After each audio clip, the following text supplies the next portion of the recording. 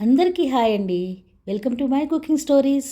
ఈ రోజున ఈ వీడియోలో మనం చూడబోతున్న రెసిపీ తెలుగువారి ట్రెడిషనల్ వంటకమైన ఆవడ. దీన్ని దహీ వడ అని, పెరుగు వడ అని కూడా పిలుస్తారు. ఒక్కొక్క ప్రాంతంలోనూ ఈ రెసిపీని ఒక్కొక్క రకంగా చేస్తారు. ఇప్పుడు నేను ఈ వీడియోలో మీకు ఆవడని 2 రకాలుగా ఏ విధంగా చేయాలి అన్నది చూపించబోతున్నాను. అందులో మొదటి రకం ప్లెయిన్ ఆవడ. ఇది మామూలుగా పూజలప్పుడు దేవుడికి నైవేద్యంగా పెట్టుకోవటానికి, ప్రసాదాలుగా చేసుకోవటానికి ఈ ఆవడ అన్నది బాగుంటుంది.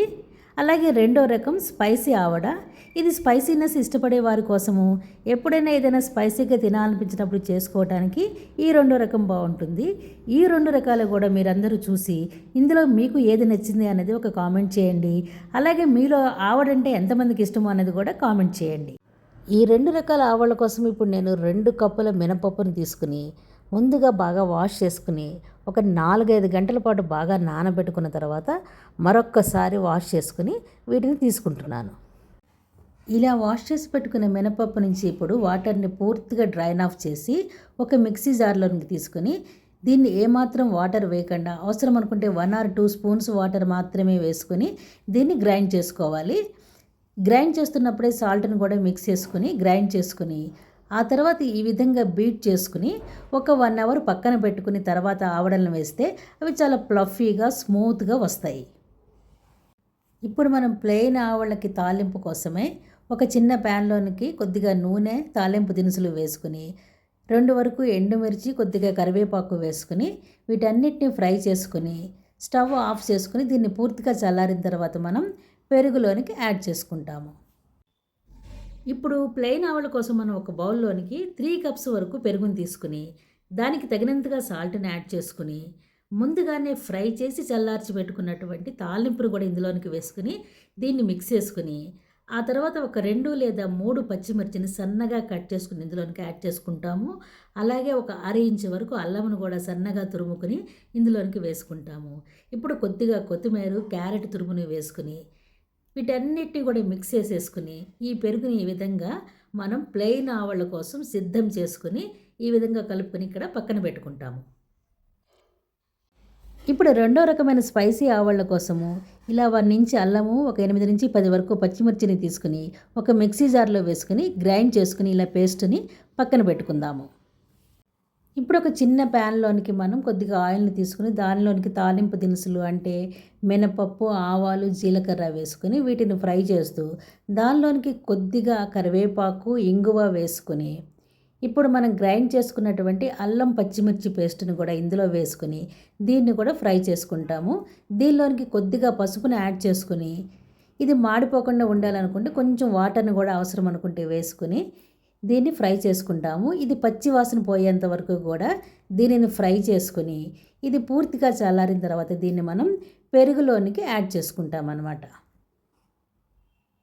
ఇప్పుడు మనం ఒక బౌల్లోనికి 3 కప్స్ వరకు పెరుగుని తీసుకొని దానిలోనికి తగినంత సాల్ట్ను వేసుకొని ఇది పూర్తిగా ఈ విధంగా మిక్స్ చేసుకుంటాము.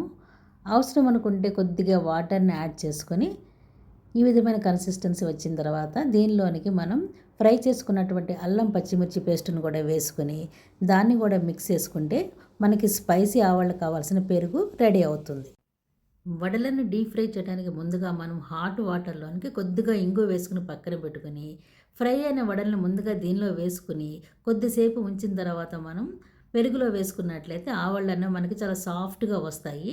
డీప్ ఫ్రై కోసం ఆయిల్ని సిద్ధం చేసుకుని చేయి తడుపుకోవడం కోసం కొద్దిగా వాటర్ని పక్కన పెట్టుకుని చేయిని ఒకసారి తడుపుకొని ఇప్పుడు ఈ పిండిలోంచి కొద్ది పిండిని మనం తీసుకుని ఈ విధంగా రౌండ్గా చేసుకుని ఫ్లాట్గా చేసి దానిలోనికి ఒక హోల్ని చేసి ఈ విధంగా నిదానంగా ఆయిల్లోనికి మనం వీటిని వేసుకుంటాము.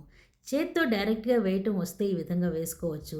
ఒకవేళ మీకు చేత్తో డైరెక్ట్గా వేయటం రాకపోయినట్లయితే ఒక ప్లాస్టిక్ షీట్ని కానీ కవర్ని కానీ యూజ్ చేసి దాని సాయంతో మనం ఇలా షేప్ చేసుకుని నిదానంగా ఆయిల్లోనికి వేసుకోవచ్చు.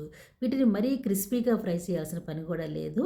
ఇలా లైట్ గోల్డెన్ బ్రౌన్ కలర్ వచ్చేంత వరకు వీటిని ఫ్రై చేసుకుని వెంటనే వీటిని తీసి పక్కనే ఉన్నటువంటి ఈ వేడి నీళ్ళలోనికి వీటిని వేసుకొని కొద్దిసేపు దీనిని నెక్స్ట్ బ్యాచ్ ఫ్రై అయ్యేంత వరకు వీటిని ఇందులో సోక్ చేసి పెట్టుకుంటాము.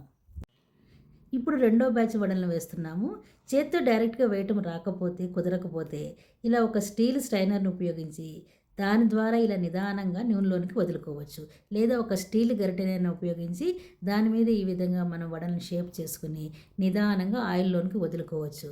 ఈ విధంగా మనకి ఏది అనుకూలమైన పద్ధతిగా అనిపిస్తే ఆ విధంగా జాగ్రత్తగా మిగిలిన పిండినంతటిని కూడా ఇలా వడలను వేసుకొని ఇవి ఫ్రై అవుతూ ఉన్నప్పుడు ముందుగానే మనం నీటిలో వేసి పెట్టుకున్నటువంటి ఈ వడలను ఈ విధంగా ఎక్సెస్ వాటర్‌నంతా కూడా ప్రెస్ చేసుకొని వాటిని తీసి పక్కన పెట్టుకుంటాము. ఈ వాటర్‌లోనికి మళ్ళా నెక్స్ట్ బ్యాచ్‌ని కూడా వేసుకొని అలా ప్రతిసారి కూడా ఉన్న పిండినంతటిని కూడా ఇలా వడలుగా ముందు వేసుకొని దాన్ని వాటర్‌లోనికి వేసుకొని కొద్దిసేపు నానబెట్టి తీసి పక్కన పెట్టుకుంటూ ఉంటాము. తర్వాత వీటిని పెరుగులో ఎలా మిక్స్ చేయాలి అన్నది ఇప్పుడు చూద్దాము. ముందుగా ప్లెయిన్ ఆవలని ఏ విధంగా సర్వ్ చేయాలనేది చూద్దాము. దానికోసం ఒక ప్లేట్‌లోనికి కొన్ని ఆవలని ఈ విధంగా తీసుకొని ఒక లేయర్ లాగా పెట్టుకొని వీటిని పెరుగుతో కోట్ చేసుకుంటాము. తర్వాత మరొక లేయర్ లాగా పెట్టుకొని మళ్ళా పెరుగుతో కోట్ చేసుకుంటాము.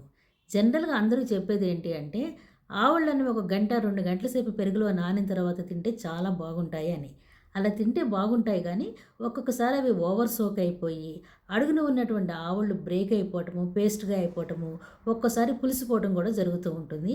అందుకని ఇలా మనం తినడానికి జస్ట్ ఒక 5, 10 మినిట్స్ ముందు వీటిని రెడీ చేసి పెట్టుకున్నా గూడా ఇవి చాలా బాగుంటాయి. టేస్ట్ పెద్ద చేంజ్ ఏమీ ఉండదు. ఈ విధంగా మనం కొత్తిమీర, క్యారెట్‌తో గార్నిషింగ్ చేసుకుంటే మనకి ఈ ప్లెయిన్ ఆవళ్ళనేవి రెడీ అయిపోతాయి. ఇప్పుడు ఈ స్పైసీ ఆవలని ఏ విధంగా సర్వ్ చేయాలనేది చూద్దాము. దానికోసం ముందుగా ఒక ప్లేట్‌లోనికి ఒక లేయర్ లాగా ఈ వడలన్నిటిని తీసుకొని, దానికోసం సిద్ధం చేసి పెట్టుకున్నటువంటి ఈ పెరుగుతో వాటిని ఈ విధంగా కోట్ చేసుకుంటాము. దానిపైన ఇంకొక వరుసగా పెట్టుకుంటాము. ఈ విధంగా మనం స్పైసీ ఆవలను కూడా రెడీ చేసుకుంటాము. ఎప్పుడు కూడా ఆవలలోకి మంచి కాంబినేషన్ ఏంటి అంటే చాట్ మసాలా. ఈ ఆవలను చాట్ మసాలాతో తింటే వాటి టేస్ట్ అనేది నెక్స్ట్ లెవెల్‌లో ఉంటుంది. ఒకసారి మీరు కూడా ట్రై చేయండి. ఈ విధంగా ఆవలను పైన ఇలా చాట్ మసాలాతో గార్నిషింగ్ చేసుకొని రెడీ చేసుకుంటే మనకి ఈ స్పైసీ ఆవలు కూడా రెడీ అయిపోయినాయి. ఇదండి ఇలా మనం ప్లెయిన్ ఆవడ మరియు స్పైసీ ఆవడ ఎలా తయారు చేయాలనేది మనం ఈ వీడియోలో చూసాము. దీనిలో మీకు ఏది నచ్చింది అనేది ఒక కామెంట్ చేయండి. అలాగే మీకు ఈ రెసిపీ కనుక నచ్చినట్లయితే ఈ వీడియోని వెంటనే లైక్ చేయండి. ఇంకా ఈ ఛానల్ని సబ్స్క్రైబ్ చేసుకోకపోతే వెంటనే సబ్స్క్రైబ్ చేసుకోండి. Thank you for watching this video. Thank you.